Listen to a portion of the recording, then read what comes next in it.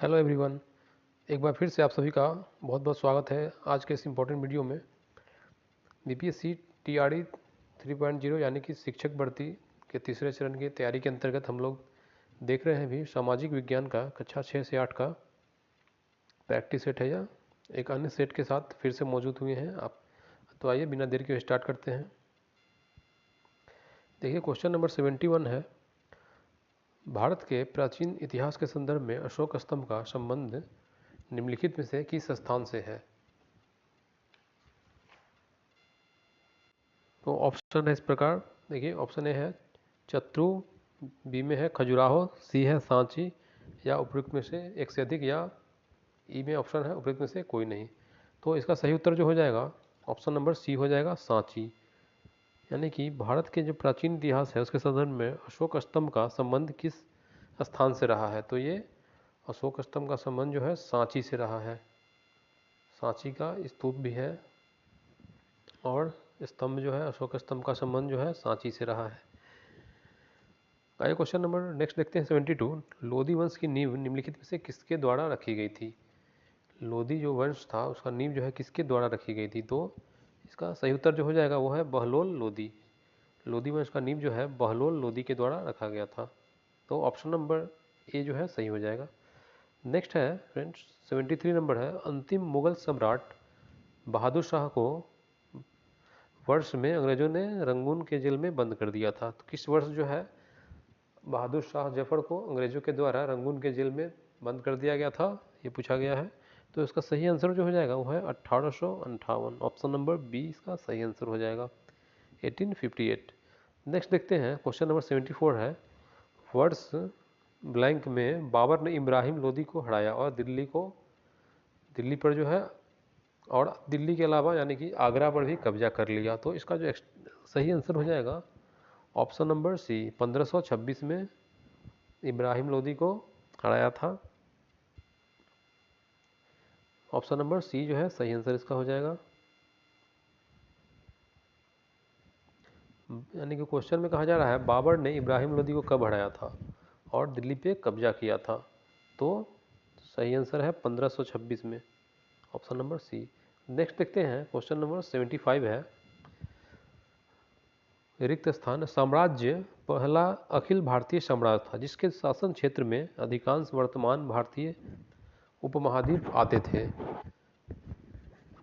तो पूछा गया है इसमें कि ऐसा कौन सा पहला साम्राज्य था अखिल भारतीय साम्राज्य जिसके शासन काल में जो है क्षेत्र में जो है किस क्षेत्र में अधिकांश जो है वर्तमान भारतीय उपमहाद्वीप आते थे, वो कौन सा ऐसा साम्राज्य था। तो ऑप्शन नंबर सी हो जाएगा मौर्य साम्राज्य, यानी कि मौर्य वंश। मौर्य साम्राज्य जो है ऐसा पहला अखिल भारतीय साम्राज्य था जिसके शासन क्षेत्र में अधिकांश वर्तमान भारतीय उपमहाद्वीप आते थे। तो वो हो जाएगा सही आंसर मौर्य साम्राज्य। नेक्स्ट है क्वेश्चन नंबर 76 है, 6ठी शताब्दी ईसा पूर्व से बाद तक पंच चिन्हित सिक्के चांदी और निम्नलिखित में से किस धातु से बने होते थे। सिक्के जो है चांदी और निम्नलिखित में से किस धातु से वे बने होते थे।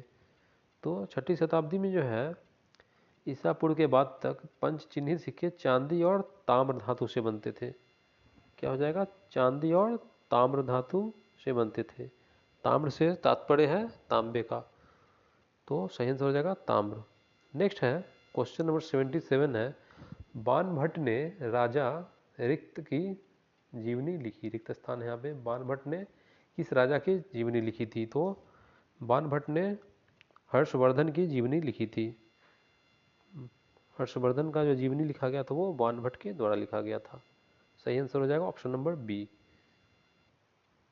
नेक्स्ट देखेंगे क्वेश्चन नंबर 78 है, फ्रांस की क्रांति के समय 1789 वहाँ का राजा कौन था। फ्रांस की क्रांति के समय जो है यानी कि 1789 में वहाँ का राजा कौन था।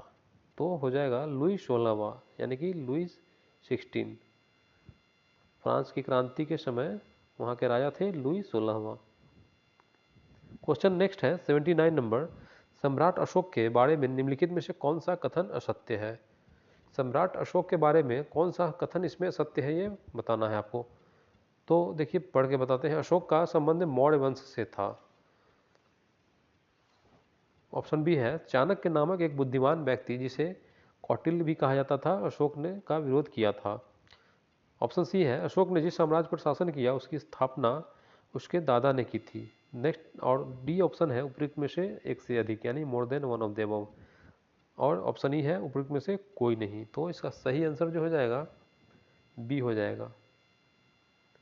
इसमें असत्य बताना है कथन, ये आपको फ्रेंड ध्यान में रखना है कि इसमें असत्य यानी कि जो गलत कथन है वो बताना है इसमें। तो इसका सही आंसर जो हो जाएगा ऑप्शन नंबर बी हो जाएगा। चाणक्य नामक एक बुद्धिमान व्यक्ति जिसे कौटिल्य भी कहा जाता था ने अशोक का विरोध किया था। ये गलत दिया हुआ है, यहाँ असत्य कथन दिया हुआ है।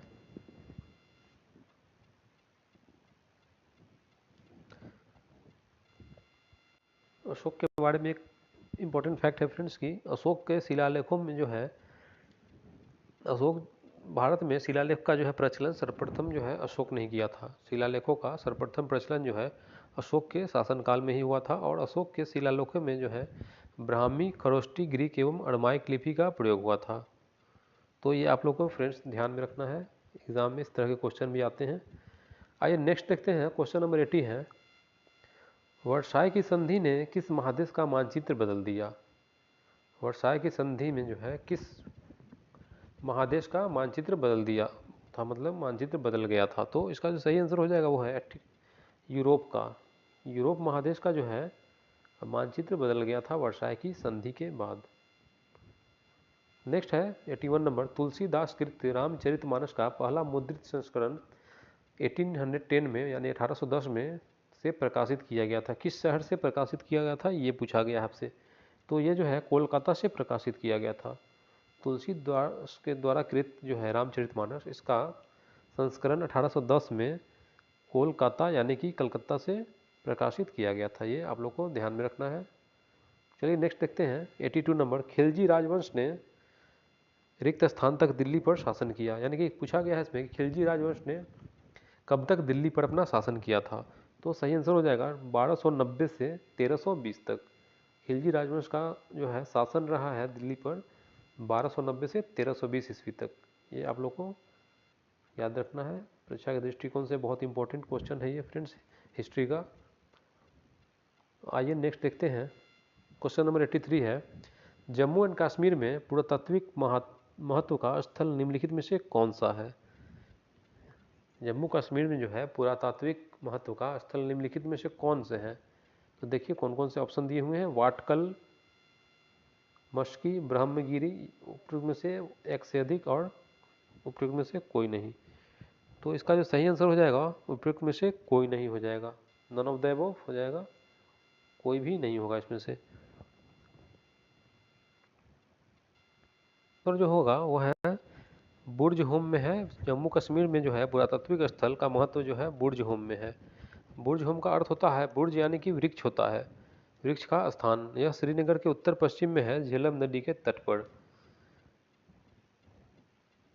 तो ये फैक्ट भी आपको फ्रेंड्स याद रखने की आवश्यकता है। आइए नेक्स्ट देखते हैं, क्वेश्चन नंबर 84 है, लोथल प्राचीन सिंधु घाटी सभ्यता का एक प्रमुख शहर निम्नलिखित में से किस राज्य में स्थित है।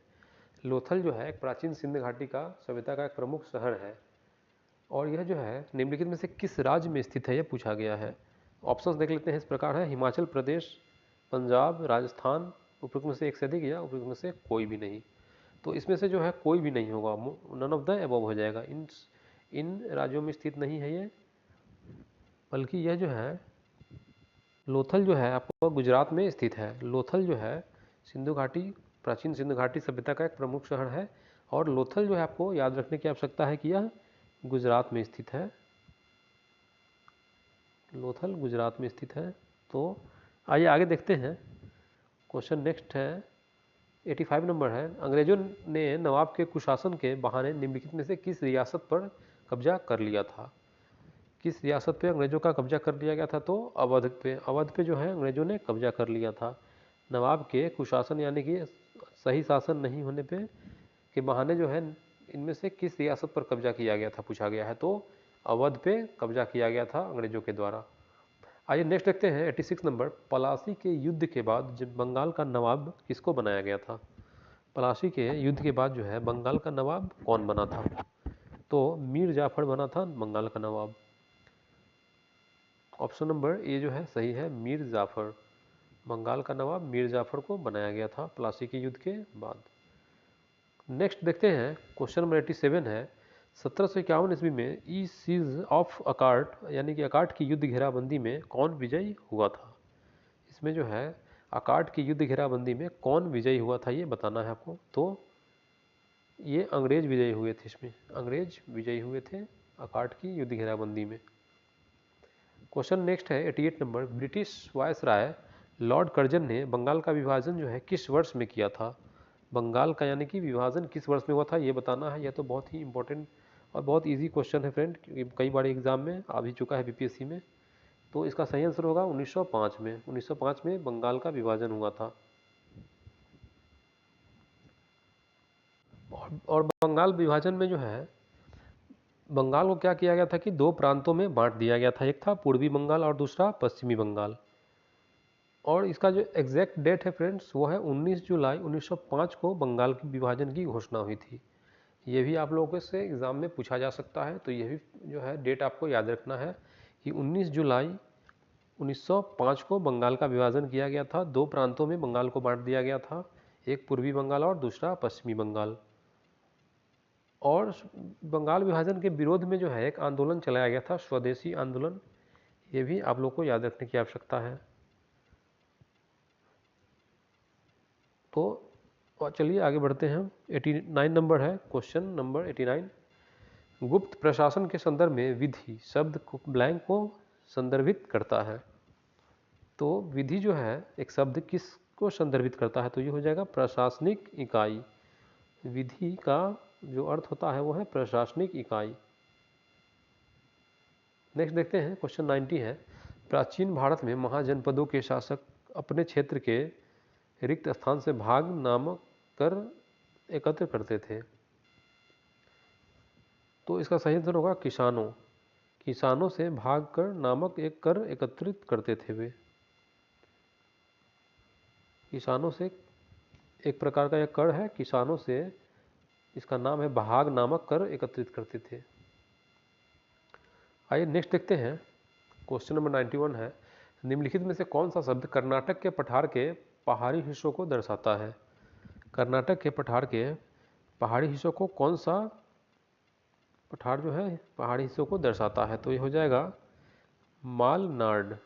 ऑप्शन नंबर सी हो जाएगा इसका सही, मालनाड हो जाएगा। क्वेश्चन में पूछा गया था निम्नलिखित में से कौन सा शब्द जो है कर्नाटक के पठार के पहाड़ी हिस्सों को दर्शाता है, तो मालनाड जो है यह पहाड़ी हिस्सों को दर्शाता है। अब नेक्स्ट देखेंगे 92 नंबर है, जनसंख्या 2011 के अनुसार निम्नलिखित में से किस राज्य में जनसंख्या घनत्व भारत में सबसे कम है। तो ऐसा कौन सा राज्य है फ्रेंड्स जिसमें से जिनका जो है जिसका जनसंख्या घनत्व सबसे कम है, तो हो जाएगा अरुणाचल प्रदेश। तो 2011 के जनगणना के अनुसार जो है भारत में अरुणाचल प्रदेश राज्य जो है इसका जनसंख्या घनत्व भारत में सबसे कम है। और जनसंख्या घनत्व को निकालने का जो फॉर्मूला है वो बता दूं आपको कि कुल जनसंख्या यानी कि टोटल पॉपुलेशन बाई कुल क्षेत्रफल यानी कि total area, total population by total area को डिवाइड करते हैं उससे, तो जनसंख्या घनत्व निकलता है।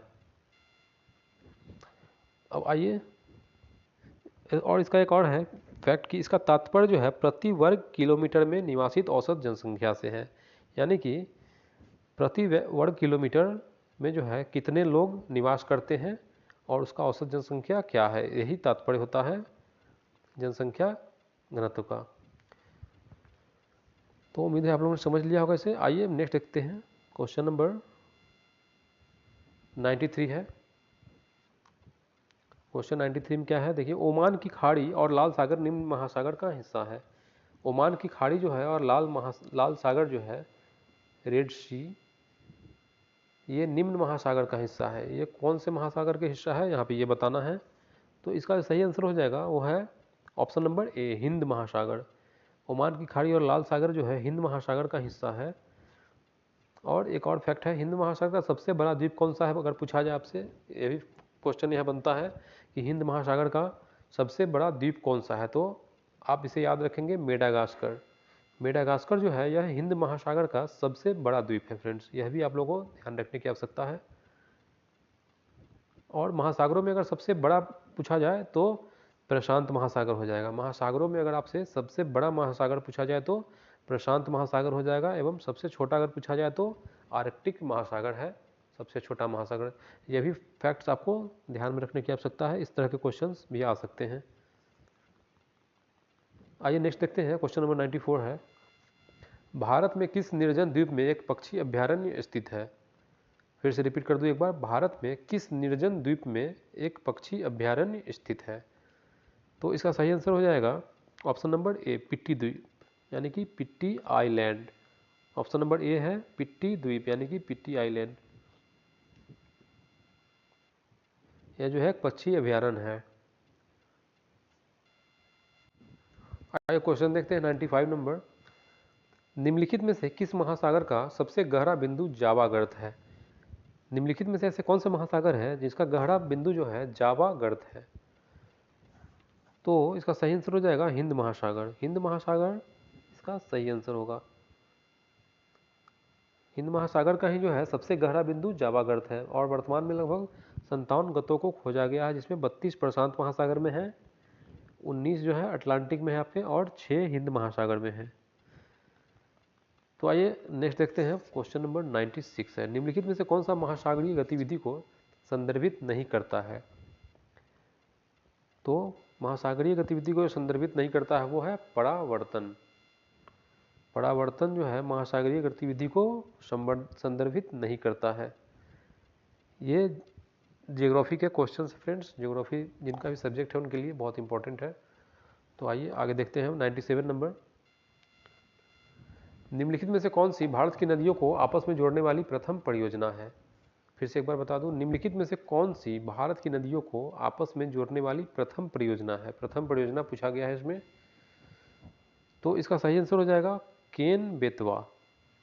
केन और बेतवा जो है भारत की नदियों को आपस में जोड़ने वाली प्रथम परियोजना है। कौन सा कहलाता है? केन और बेतवा।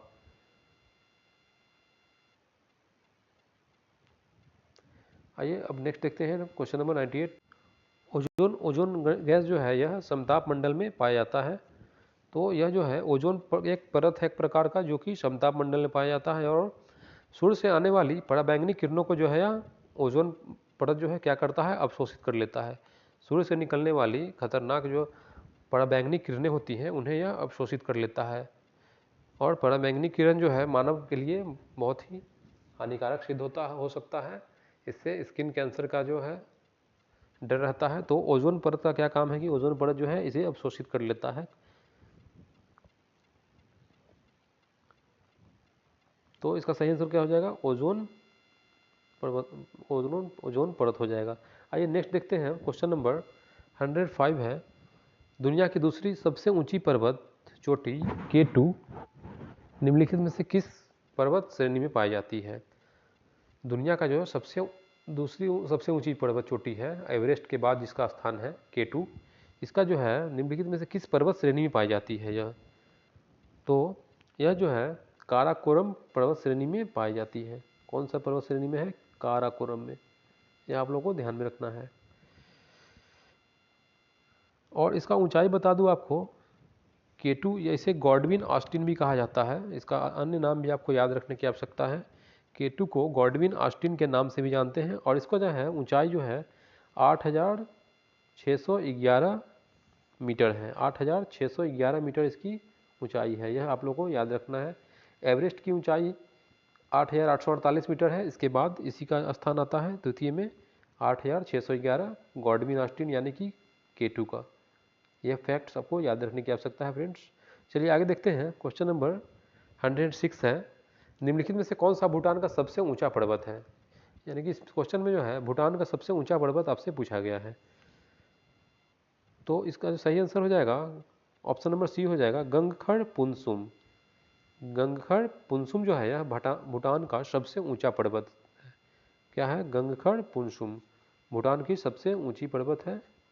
आइए नेक्स्ट है क्वेश्चन नंबर 107, पिछोला झील निम्नलिखित में से किस राज्य में स्थित है? पिछोला झील जो है कौन से राज्य में स्थित है इन ऑप्शंस में से? तो आइए देख लेते हैं ऑप्शन क्या क्या है। महाराष्ट्र, सिक्किम, राजस्थान, इसमें से कोई नहीं या एक से अधिक। देखिए इसका सही आंसर हो जाएगा पिछोला झील जो है यह राजस्थान में स्थित है। सही आंसर क्या होगा? पिछोला झील राजस्थान में स्थित है। और इस झील का जो है निर्माण किसने कराया था, यह क्वेश्चन भी बनता है यहाँ। तो इस झील का निर्माण जो है महाराणा उदय सिंह द्वितीय ने करवाया था। और इस झील में जो है 4 द्वीप है, यह भी आप लोग को याद रखने की आवश्यकता है। आइए नेक्स्ट है क्वेश्चन नंबर 108 है, निम्नलिखित में से कौन सी बर्फ पोषित यानी कि स्नोफेड नदी है? इनमें से कौन सी स्नोफेड नदी है? तो इसका सही आंसर हो जाएगा इनमें से कोई नहीं। स्नोफेड नदी जो है इनमें से कोई नहीं होगा। ऑप्शन नंबर ई हो जाएगा इसका सही, क्योंकि इसका जो सही आंसर होगा यमुना नदी जो है स्नोफेड नदी है, और यमुना यहाँ पर दिया हुआ नहीं है। यहाँ पे ऑप्शन में आपको कावेरी, गोदावरी, नर्मदा दिया हुआ है, इसलिए इसका सही आंसर हो जाएगा उपयुक्त में से कोई नहीं, क्योंकि इसका सही आंसर है यमुना। यमुना जो है एक स्नोफेड यानी कि बर्फ पोषित नदी है। आइए नेक्स्ट है क्वेश्चन नंबर 109, पश्चिम बंगाल में बुक्सा बांध संरक्षित क्षेत्र को वर्तमान में चल रहे रिक्त स्थान से खतरा है। तो इसको जो खतरा किससे है? डोलोमाइट खनन से खतरा है, डोलोमाइट खनन। ऑप्शन नंबर सी इसका सही आंसर होगा, डोलोमाइट खनन। पश्चिम बंगाल में बुक्सा बांध संरक्षित क्षेत्र को वर्तमान में डोलोमाइट खनन से अत्यधिक खतरा है, तो सही आंसर होगा ऑप्शन नंबर सी। आइए नेक्स्ट देखते हैं 110 नंबर क्वेश्चन है, निम्नलिखित में से कौन सी पृथ्वी की सतह की निकटतम परत है जिसे सभी मौसम परिवर्तन होते हैं? मतलब पूछा गया है इसमें कि पृथ्वी का ऐसा कौन सा निकटतम परत है वायुमंडल का जिसमें जो है मौसम संबंधी सभी परिवर्तन या घटनाएं होती हैं? तो इसका सही आंसर हो जाएगा फ्रेंड्स क्षोभ मंडल। क्षोभ मंडल में ही जो है आपके जितने भी मौसम संबंधी परिवर्तन होते हैं, घटनाएं होती हैं, वो कौन से मंडल में होती है? तो क्षोभ मंडल में। और यह जो है सबसे निकटतम परत है पृथ्वी का, सबसे निकटतम परत अगर पूछा जाए तो इसका भी सही आंसर होगा क्षोभ मंडल। क्षोभ मंडल की ऊंचाई भी पूछी जा सकती है, पूरी संभावना है एग्जाम में पूछा जाए।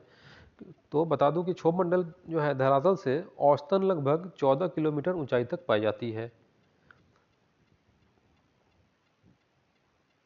तो आइए आगे देखते हैं। क्वेश्चन नंबर 111 है, राज्यसभा में संबंधित संवैधानिक प्रावधानों के संदर्भ में निम्नलिखित में से कौन सा कथन सही है? तो इसका सही आंसर होगा भारत के उपराष्ट्रपति राज्यसभा के पदेन अध्यक्ष होते हैं। भारत के जो उपराष्ट्रपति हैं ये राज्यसभा के पदेन अध्यक्ष होते हैं।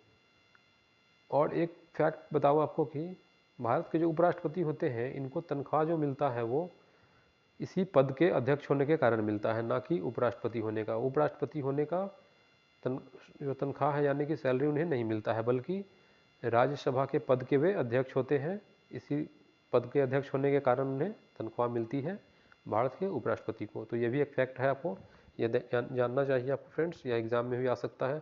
चलिए आगे देखते हैं question number 112, Bharatiya Janata party की स्थापना निम्नलिखित में से किस वर्ष में हुई थी? पूछा गया है भारतीय जनता पार्टी की स्थापना किस वर्ष में हुई थी? तो यानी कि बीजेपी जो है भारतीय जनता पार्टी, इसकी स्थापना जो है 1980 में की गई थी। 1980 में भारतीय जनता पार्टी की स्थापना हुई थी। और इस भारतीय जनता पार्टी का चुनाव चिन्ह आपको जानना चाहिए, कमल छाप है।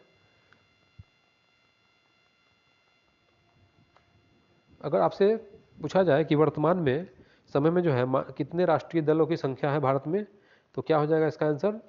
6 हो जाएगा। अभी जो है वर्तमान में भारत में 2023 में जो है कुल जो है राष्ट्रीय दलों की संख्या कितनी है? 6 है। ये कौन कौन से हैं? ये है बीजेपी यानी कि भारतीय जनता पार्टी, भारतीय राष्ट्रीय कांग्रेस यानी कि इंडियन नेशनल कांग्रेस, और बहुजन समाजवादी पार्टी। इसके अलावा है सीपीएम यानी कि भारतीय कम्युनिस्ट पार्टी, और नेशनल पीपुल्स पार्टी, और एक पार्टी है भी आम आदमी पार्टी। तो ये सभी कुल 6 पार्टी हैं जो कि अभी राष्ट्रीय पार्टी का इन्हें तमगा मिला हुआ है। आइए नेक्स्ट देखते हैं क्वेश्चन नंबर 113, भारत के संविधान के निम्नलिखित मौलिक अधिकारों में कौन सा जो है बल श्रम के निषेध पर जोर देता है? तो शोषण के विरुद्ध अधिकार, यह जो है शोषण के विरुद्ध अधिकार जो है इसे श्रम के जो निषेध पर जोर देता है। आइए नेक्स्ट देखते हैं क्वेश्चन नंबर 114 है, भारतीय संविधान के अनुच्छेद कौन से अनुच्छेद में जो है उल्लिखित था कि राष्ट्रपति जो है एंग्लो इंडियन समुदाय के 2 सदस्यों को लोकसभा में नाम निर्देशित कर सकते हैं यदि समुदाय का प्रतिनिधित्व पर्याप्त न हो? तो इसका सही आंसर हो जाएगा 331।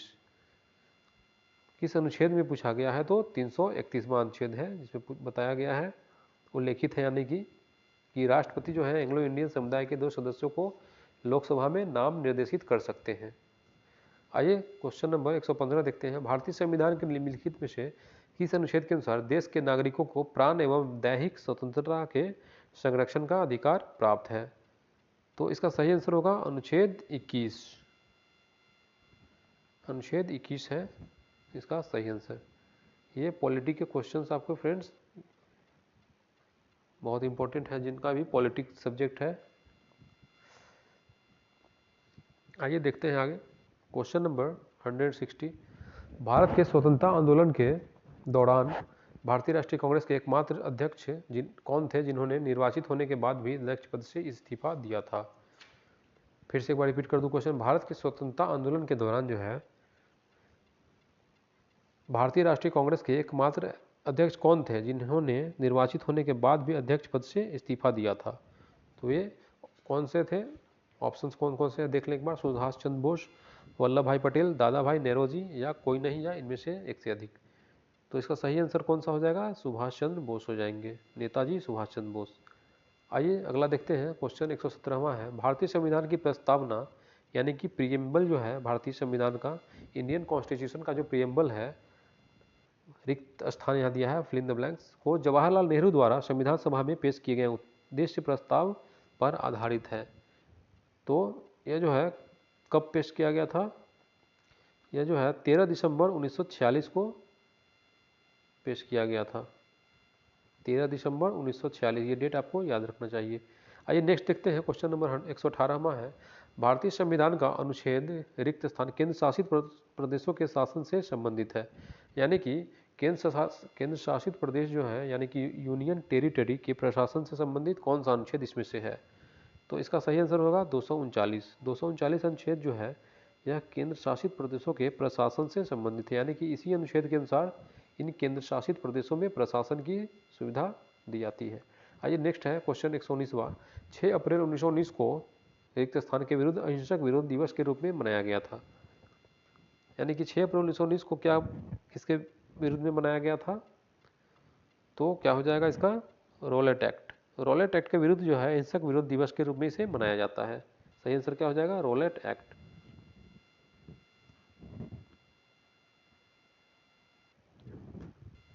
और यही रॉलेट एक्ट के तहत जो है आपको यह ध्यान में रखना चाहिए, इसी रॉलेट एक्ट के तहत जलियांवाला बाग हत्याकांड जो अमृतसर में हुआ था, इसी रॉलेट एक्ट के विरुद्ध में हुआ था।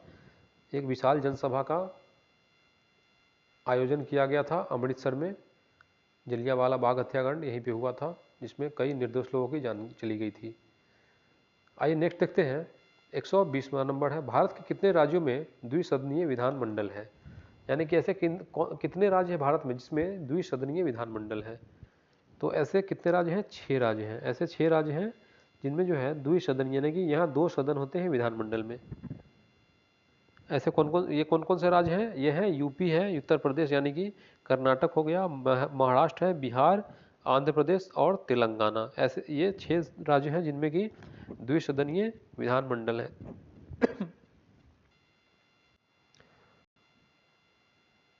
क्वेश्चन नंबर 121 देखते हैं। निम्नलिखित में से कौन सी एक संघीय सरकार की विशेषता नहीं है? यानी कि इनमें से कौन सा ऐसा जो है तथ्य जो एक संघीय सरकार की विशेषता नहीं है? कौन कौन से है देखिए। एक सदनीय विधायिका, संविधान की सर्वोच्चता, दोहरी सरकार, या उपयुक्त में से एक से अधिक, या कोई नहीं। तो इसका सही आंसर हो जाएगा ऑप्शन नंबर ए, एक सदनीय विधायिका। यह जो है एक संघीय सरकार का विशेषता नहीं होता है, एक सदनीय विधायिका। आइए अब नेक्स्ट देखते हैं 122वां नंबर। किस वर्ष में भारत के संविधान में नागरिकों को मौलिक कर्तव्यों को जोड़ा गया था? यानी कि किस वर्ष जो है भारत के संविधान में नागरिकों के फंडामेंटल जो ड्यूटीज़ हैं यानी कि मौलिक कर्तव्य, इनको जोड़ा गया था? कौन से वर्ष में किया गया था ऐसा? तो यही बताना है आपको। तो इसका सही आंसर देखिए, इनमें से कोई नहीं है, उपयुक्त में से कोई नहीं, नन ऑफ द अबव, क्योंकि ये सभी ऑप्शन गलत दिए हुए हैं, इनमें से कोई नहीं होगा। ऑप्शन नंबर ई इसका सही आंसर होगा, इनमें से कोई नहीं, क्योंकि यह जो है 1976 में किया गया था। 1976 में भारत के संविधान में नागरिक को मौलिक कर्तव्यों से जोड़ा गया था। जो कि यहाँ आपका ऑप्शन में मौजूद नहीं है। तो आपको बता दूं मैं 1976 में जो है फंडामेंटल ड्यूटीज़ को जोड़ा गया था, नागरिक के मौलिक कर्तव्यों को जोड़ा गया था भारतीय संविधान में 1976 यानी कि 1976 में। चलिए आगे देखते हैं हम। क्वेश्चन 123 है, भारतीय संविधान का कौन सा अनुच्छेद आपातकाल की उद्देश्यता से संबंधित है?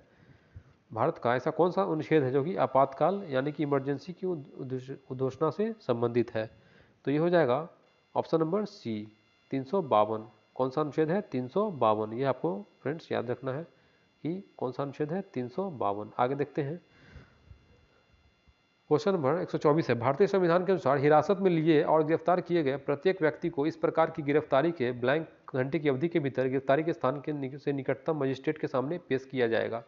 इसमें जो है गिरफ्तारी के स्थान से लेकर मजिस्ट्रेट के कोर्ट तक यात्रा करने में लगे समय की छूट दी जाती है।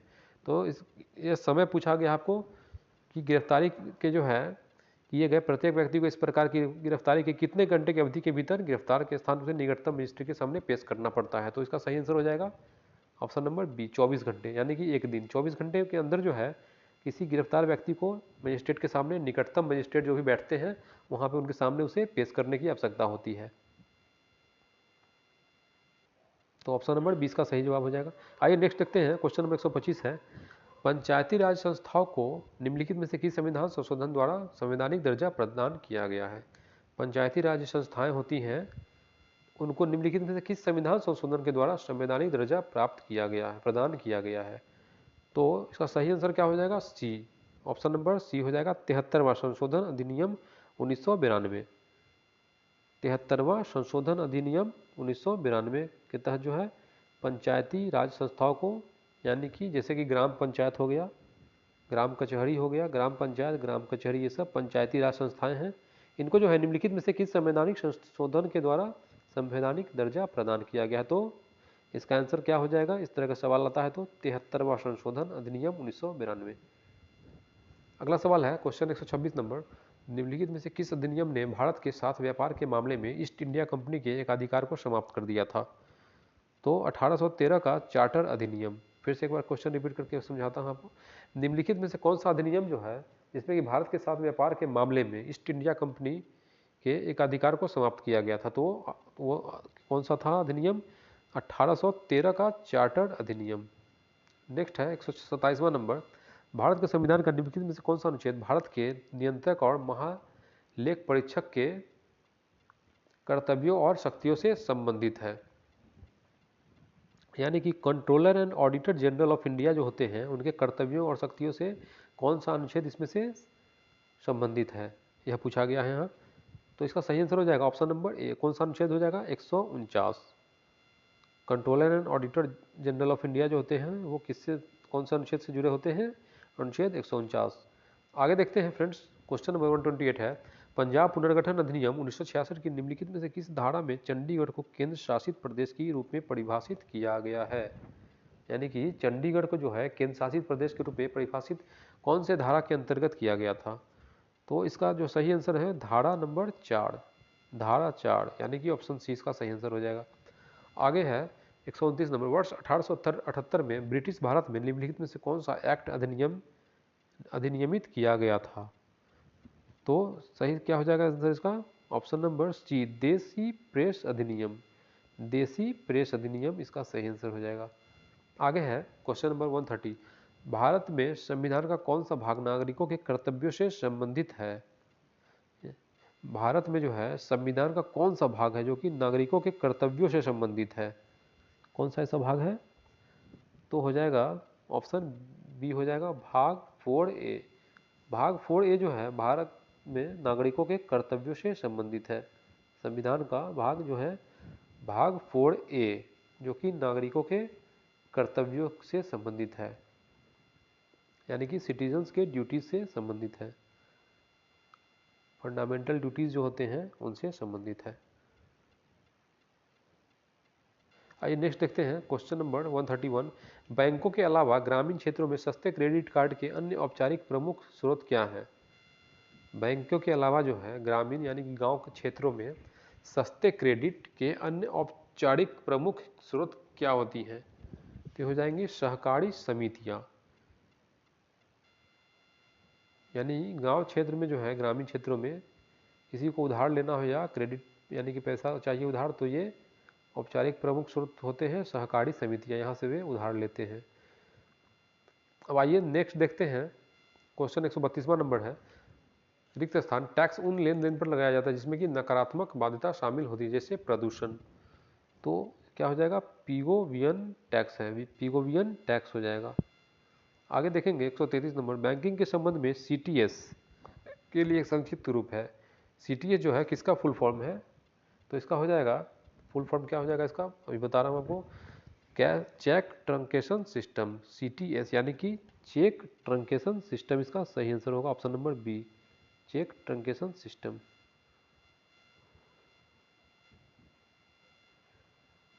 अगला सवाल है, समष्टि अर्थशास्त्र यानी कि मैक्रो इकोनॉमिक्स के जनक, फाउंडिंग फादर के रूप में किसे जाना जाता है। आपको बता दें कि इकोनॉमिक्स को जो है दो पार्ट्स में डिवाइड किया गया था फ्रेंड, एक होता है माइक्रो इकोनॉमिक्स और दूसरा होता है मैक्रो इकोनॉमिक्स। तो ये दो पार्ट जो होते हैं, इसमें एक है मैक्रो इकोनॉमिक्स जिसको कि समष्टि अर्थशास्त्र कहते हैं, और इसके जनक कौन थे, फाउंडर जो थे वे कौन थे, यह पूछा गया है इसमें क्वेश्चन में। तो इनके फाउंडर जो थे वे थे John Maynard Keynes, John Maynard Keynes इसके फाउंडिंग फादर थे मैक्रो इकोनॉमिक्स के। ऑप्शन नंबर बी आपका सही आंसर हो जाएगा। 135वां नंबर है, निम्नलिखित में से कौन शीर्ष स्तर के हाउसिंग से संबंधित संस्थान भारत में है। इनमें से कौन से शीर्ष स्तर के हाउसिंग से संबंधित संस्थान भारत में है, तो ये हो जाएगा, कौन से है इसमें से, राष्ट्रीय हाउसिंग बैंक हो जाएगा, राष्ट्रीय हाउसिंग बैंक यानी कि national housing bank, NHB, NHB यानी कि नेशनल हाउसिंग बैंक। आइए अगला सवाल पे चलते हैं, 136वां नंबर, प्रधानमंत्री मुद्रा योजना की शिशु योजना के अंतर्गत अनुमन्य ऋण की अधिकतम राशि कितनी होती है। तो ये राशि जो है 50,000 होती है। प्रधानमंत्री मुद्रा योजना की शिशु योजना के अंतर्गत अनुमन्य ऋण की अधिकतम राशि कितनी है, 50,000 है। 137 नंबर क्वेश्चन है, फिल इन द ब्लैंक से, आर्थिक स्थितियों को प्रभावित करने के लिए सरकारी व्यय और कर नीतियों का उपयोग है। तो इसका सही आंसर होगा राजकोषीय नीति। राजकोषीय नीति जो है आर्थिक स्थितियों को प्रभावित करने के लिए सरकारी व्यय और कर नीतियों का उपयोग है। अगला सवाल है 138 नंबर देखेंगे, भारतीय बैंक आजकल अपनी जमा राशि का कितना प्रतिशत नकदी के रूप में रखते हैं, और यह नकदी उन जमाकर्ताओं को भुगतान करने के लिए रखी जाती है जो कि किसी भी दिन बैंक के पैसे निकालने आ सकते हैं। तो इसमें प्रतिशत पूछा गया है कि कितने प्रतिशत नकदी के रूप में रखा जाता है भारतीय बैंक में आज के समय में। तो इसका सही आंसर हो जाएगा 15%। 15% जो है नकदी के रूप में रखा जाता है बैंकों के द्वारा। नेक्स्ट देखेंगे 139वां नंबर, बैंकिंग संचालन का एक विशेष खंड है जो व्यक्तियों या संगठनों के पूंजी जुटाने और उन्हें वित्तीय परामर्श सेवाएं प्रदान करने में मदद करता है। तो ये क्या हो जाएगा, निवेश बैंक। सही आंसर क्या हो जाएगा इसका, निवेश बैंक।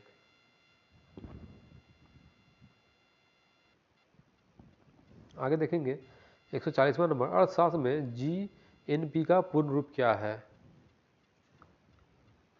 जीएनपी का यानी कि फुल फॉर्म यानी कि पूर्ण रूप पूछा गया है।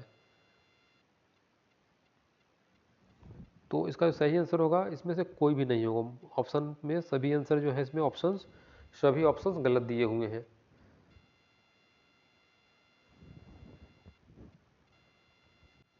क्योंकि जीएनपी का फुल फॉर्म जो है होता है ग्रॉस नेशनल प्रोडक्ट। जीएनपी का फुल फॉर्म होता है ग्रॉस नेशनल प्रोडक्ट, यह इकोनॉमिक्स का एक टर्म है, ग्रॉस नेशनल प्रोडक्ट, जो कि यहाँ पूछा गया आपको जीएनपी का फुल फॉर्म क्या होता है, तो ग्रॉस नेशनल प्रोडक्ट। इसके अलावा और भी होते हैं जीडीपी, इसका जो फुल फॉर्म होता है जीडीपी का भी आपको पूछा जा सकता है। तो जीडीपी का मैं आपको बता दूं कि ग्रॉस डोमेस्टिक प्रोडक्ट होता है, ग्रॉस डोमेस्टिक प्रोडक्ट यानी कि राष्ट्रीय, देखिए जीएनपी का पहले बता दूं आपको, सकल राष्ट्रीय उत्पाद होता है इसका full form, gross national product. और इसके अलावा एक होता है जीडीपी, ग्रॉस डोमेस्टिक प्रोडक्ट। अभी भी मैंने आपको बताया जीएनपी का full form gross national product होता है, और इसे हिंदी में कहते हैं सकल राष्ट्रीय उत्पाद। सकल राष्ट्रीय उत्पाद जो है ग्रॉस नेशनल प्रोडक्ट को ही कहते हैं हिंदी में। और इसके अलावा एक टर्म मैंने बताया था आपको, ग्रॉस डोमेस्टिक प्रोडक्ट, यानी कि उसे कहते हैं सकल घरेलू उत्पाद। जीडीपी यानी कि ग्रॉस डोमेस्टिक प्रोडक्ट, इसे हिंदी में सकल घरेलू उत्पाद कहा जाता है। यह भी आप लोगों को फ्रेंड्स याद रखने की चाहिए, क्योंकि यह पूरी पूरी संभावना है एग्जाम में आपको पूछ लिया जाए यह टर्म भी। तो आइए फ्रेंड्स अब आगे देखते हैं। क्वेश्चन नंबर 141वां है, 141 number. Bombay stock exchange Asia का कौन सा ऐसा स्टॉक एक्सचेंज है, किस नंबर का स्टॉक एक्सचेंज है, पूछा गया है। बॉम्बे स्टॉक एक्सचेंज जो है एशिया का किस स्थान पे है स्टॉक एक्सचेंज। तो यह जो है आपका सबसे पहला है। बॉम्बे स्टॉक एक्सचेंज जो है एशिया का पहला स्टॉक एक्सचेंज है। एशिया का सबसे पहला स्टॉक एक्सचेंज पूछा जाए तो कौन सा होगा, बॉम्बे स्टॉक एक्सचेंज। नेक्स्ट देखेंगे हम, भारत सरकार की प्रसिद्ध सार्वजनिक क्षेत्र इकाई भेल यानी कि भारत हेवी इलेक्ट्रॉनिक लिमिटेड, इसका पूर्ण रूप पूछा गया है। तो मैंने अभी बताया आपको, भारत हेवी इलेक्ट्रिक लिमिटेड। तो इसका ऑप्शन जो है बी है सही, Bharat heavy electric limited. Option number B सही हो जाएगा यहाँ। इसके अलावा भी आपसे पूछे जा सकते हैं, और भी कई हैं इसके अलावा प्रसिद्ध सार्वजनिक क्षेत्र के इकाई, जैसे कि एक है ओएनजीसी, इसे कहते हैं oil and natural gas corporation, ONGC. ये भी आपको फ्रेंड्स याद रखना चाहिए, ONGC oil and natural gas corporation. और भी है एनटीपीसी यानी कि national thermal power, national thermal power. और इसके अलावा कई हैं, पीजीसीआईएल है, जीएआईएल गेल है यानी कि gas authority of India limited, IOSL है, इसका मतलब है इंडियन ऑयल कॉरपोरेशन लिमिटेड। चलिए मैंने आपको बता दिया, उम्मीद है कि आप लोग समझ गए होंगे इसे। आगे देखते हैं। चलिए 143वां नंबर, निम्नलिखित में से कौन से ऐसे इकोनॉमिस्ट थे यानी कि अर्थशास्त्री अर्थशास्त्र के विषय को आय वृद्धि और उपयोगिता पर ध्यान केंद्रित करने वाले पारंपरिक दृष्टिकोणों से इतर ले गए, जिसमें व्यक्तिगत अधिकारों, क्षमता और स्वतंत्रता और अधिकारों पर अधिक जोर दिया गया। तो इसका सही आंसर क्या हो जाएगा फ्रेंड्स, वो है अमर्त्य सेन। कौन से अर्थशास्त्री थे, अमर्त्य सेन थे। आइए अगला देखते हैं 144 नंबर। परिवर्तनशील विनिमय दर की स्थिति में भारतीय रुपए के मूल्य में गिरावट को कहा जाएगा। यानी कि परिवर्तनशील विनिमय दर की स्थिति में भारतीय रुपए के मूल्य में गिरावट को क्या कहा जाएगा। तो इसे कहा जाएगा रुपए का मूल्यह्रास हो जाएगा, रुपए का मूल्यह्रास यानी कि डिवैल्यूएशन इसे कहते हैं दोस्तों, डिवैल्यूएशन ऑफ मनी, रुपये का मूल्यह्रास। आपको ये समझने की ज़रूरत है, रुपए का मूल्यह्रास इसे कहते हैं यानी डिवैल्यूएशन ऑफ मनी। चलिए आगे देखते हैं। क्वेश्चन 145 है, निम्नलिखित में से कौन सी अवधारणाएं बताती हैं कि सतत विकास को प्रगति की धारणाओं के लिए एक समग्र दृष्टिकोण रखना चाहिए और कल्याण के गैर आर्थिक पहलू को समान महत्व देना चाहिए। तो क्या हो जाएगा, सकल राष्ट्रीय खुशहाली, सकल राष्ट्रीय खुशहाली। आइए अगला देखते हैं। क्वेश्चन नंबर 146वां है, निम्नलिखित में से कौन सी पुस्तक जो है 1817 में स्कॉटिश अर्थशास्त्री जेम्स मिल द्वारा लिखी गई थी। कौन सी पुस्तक लिखी गई थी, तो the history of British in India, the history of British in India. Option number C हो जाएगा इसका सही जवाब। ये पूछा जाएगा आपसे, स्कॉटिश अर्थशास्त्री कौन थे, तो वो थे जेम्स मिल। किन्होंने लिखा था, तो ये लिखे थे जेम्स मिल के द्वारा लिखा गया था। कब, 1817 में। और उस बुक का क्या नाम था, कौन सी पुस्तक थी, तो the history of British in India. Option number C इसका सही आंसर होगा। आइए आगे देखते हैं। क्वेश्चन 147वां नंबर है, भारतीय रिजर्व बैंक यानी कि रिजर्व बैंक ऑफ इंडिया के बारे में निम्नलिखित में से कौन सा कथन गलत है। आपको एक बार आंसर ऑप्शंस पढ़ के बता दूं। देखिए, भारतीय रिजर्व बैंक अधिनियम वर्ष 1934 में अधिनियमित किया गया था। बी ऑप्शन है, 1929 में हिल्टन यंग कमीशन ने केंद्रीय बैंक की स्थापना की संतुति जिसे भारतीय रिजर्व बैंक कहा गया। इसके अलावा है ऑप्शन 1931 में भारतीय केंद्रीय बैंकिंग जांच समिति ने भारत के लिए केंद्रीय बैंक जैसे भारतीय रिजर्व बैंक की स्थापना के मुद्दे को भारतीय केंद्रीय bank, central bank of India के रूप में पुनर्जीवित किया था। देखिए, इसका जो सही आंसर होगा ऑप्शन नंबर बी हो जाएगा, क्योंकि यहाँ जो बी ऑप्शन दिया है गलत दिया हुआ है और इसमें असत्य कौन सा कथन गलत है, कौन सा कथन यहाँ गलत बताना है, असत्य कथन यानी कि बताना है। तो 1929 में जो है हिल्टन यंग कमीशन ने केंद्रीय बैंक की स्थापना की जिसे भारतीय रिजर्व बैंक कहा गया। ये ऑप्शन जो है ये गलत कथन दिया हुआ है यहाँ। क्योंकि हिल्टन यंग जो कमीशन था इसका गठन जो है 1926 में हुआ था। यहाँ पे ऑप्शन में आपको 1929 दिया है जो कि बिल्कुल गलत दिया हुआ है। इसका हिल्टन यंग आयोग का गठन जो है 1926 में हुआ था। आपसे यहाँ पर एक और सवाल बनता है फ्रेंड्स कि हिल्टन यंग कमीशन का गठन कब किया गया था। अगर पूछा जाए तो 1926 में किया गया था, ये आपको ध्यान में रखने की आवश्यकता है। और रिजर्व बैंक का अगर स्थापना वर्ष पूछा जाए तो रिजर्व बैंक की स्थापना आपको बता दूं कि 1 अप्रैल 1935 को किया गया था और हिल्टन यंग कमीशन के द्वारा ही किया गया था। 1 अप्रैल 1935 में रिजर्व बैंक ऑफ इंडिया की स्थापना की गई थी, हिल्टन यंग आयोग के सिफारिश पर ही की गई थी। और राष्ट्रीयकरण भी आपसे पूछा जा सकता है फ्रेंड, आरबीआई का नेशनलाइजेशन जो है कब हुआ था। आरबीआई का राष्ट्रीयकरण कब हुआ था अगर पूछा जाए आपको तो 1 जनवरी 1949 में किया गया था। नेशनलाइजेशन ऑफ आरबीआई हुआ था 1 जनवरी 1949 में। आपको ध्यान में बिल्कुल दिमाग में सेट कर लेना है, ये बहुत इंपॉर्टेंट क्वेश्चन है। इस तरह क्वेश्चन आपको एग्जाम में देखने को, कोई भी एग्जाम में आपको देश भर के किसी भी एग्जाम में देखने को मिल सकता है। चलिए आगे देखते हैं क्वेश्चन नंबर 148। ब्लैंक के आर्थिक सर्वेक्षण में थॉलिनॉमिक्स और थालीशास्त्र पेश किया गया था। ब्लैंक के आर्थिक सर्वेक्षण में थॉलिनॉमिक्स यानी कि थालीशास्त्र पेश किया गया था। किस सेशन में किया गया था, कौन सा सत्र था वो पूछा गया है। तो इसका सही आंसर होगा 2019 से 20 के सत्र में, 2019-20 के सत्र में जो है आर्थिक सर्वेक्षण में थॉलिनॉमिक्स पेश किया गया था। सही आंसर होगा ऑप्शन नंबर बी 1919 से 20। आगे देखेंगे 149 नंबर, वर्ष 1949 में ब्लैंक का राष्ट्रीयकरण किया गया था।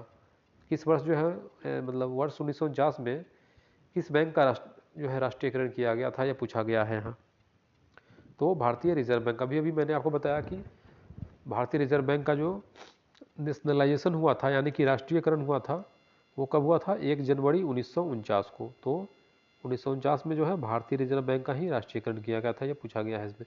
चलिए आगे देखते हैं, लास्ट क्वेश्चन है, क्वेश्चन नंबर 150 है, 150 नंबर। बेसल थर्ड मानदंड अर्थव्यवस्था के निम्नलिखित में से किस क्षेत्र से संबंधित है।